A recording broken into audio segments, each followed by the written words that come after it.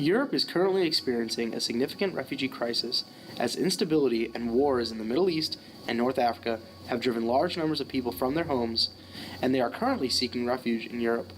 Simultaneously, Europe has experienced significant radical and terrorist activities.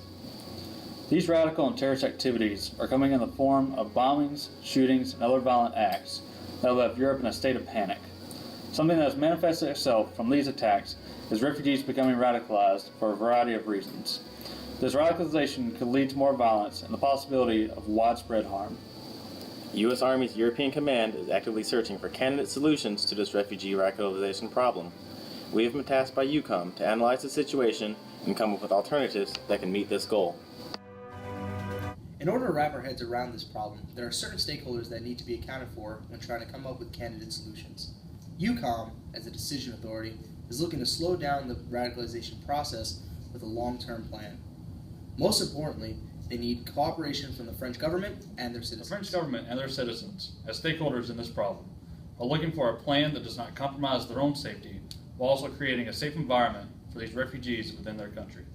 The refugees, who we consider as consumers, are seeking asylum from their war-torn countries in hopes of attaining physical security from the radical organizations, education to better their lives, and a place where the family can eat, sleep, and be in peace. In order to get closer to solving this problem, from our analysis, we have determined that EUCOM needs to facilitate the creation of a refugee integration process within France in order to establish regional security against radical organizations. Our team has developed a framework that is necessary for the creation of this refugee integration process. Within that process, there are two main elements: the implementation of policy and providing support to the refugees to ensure this integration process is a long-term solution. It is imperative that the policy implementation addresses the needs of all our stakeholders. These policies should focus on assimilating these refugees into European communities while also ensuring the security of all citizens within the host country.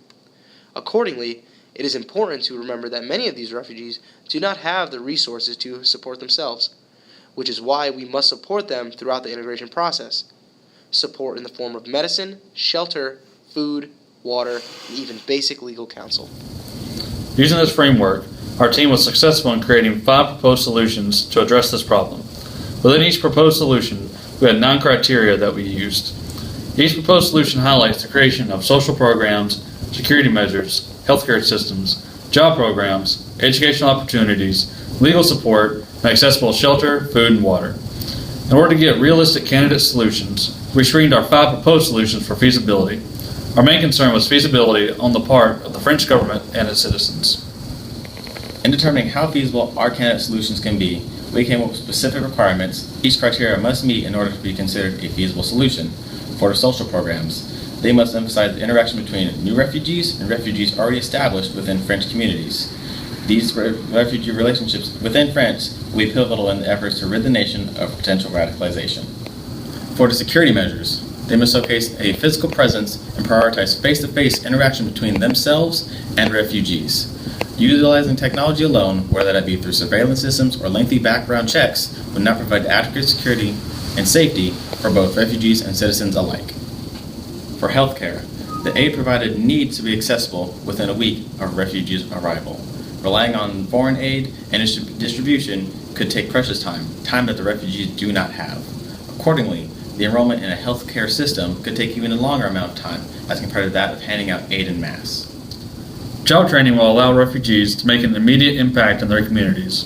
All methods that help to facilitate refugees getting a job in the quickest time possible are feasible in our integration plan. Vocational training, local employment, job counseling, as well as potential military service and language training are all methods to reach the goal of getting refugees employed and earning income. For educational opportunities, the only feasible method for allowing refugees to get education in France would be to follow the already established educational system. The seamless transition into school will introduce numerous opportunities for refugees later in their lives. For legal support, it is important to provide refugees with a way to legally air their grievances. Readily accessible legal support will come in the form of unions, local lawyers, and local law firms. Gaining full rights as compared to a French citizen is too long a process when refugees first arrive in France. We want to provide them with legal support that can be used immediately upon their arrival. The last pieces of criteria that are vital to a seamless integration process for refugees are access to shelter, food, and water. As much as these refugees are going to be a part of France, putting them immediately into small neighborhoods, apartments, or condominiums would not be cost effective for them and might not bode well with French citizens upon initial arrival to their country. A more feasible alternative would be to provide barracks, tents, and affordable housing within small camps for refugees. One of the more feasible ways to distribute food on a regular basis to refugees would be through local markets and supermarkets. Potable water is another major concern for these refugees. Direct pipelines, water towers, and the use of clean river water are the best alternatives to provide water within the camps. Refugees are to eat at least 3 meals a day and have 42 gallons of water for hygiene and consumption. After conducting feasibility screening, we are left with 3 candidate solutions. The first solution is focused on lessening the presence of the government. The second solution is dependent upon the government. And the third solution is a middle ground of the two.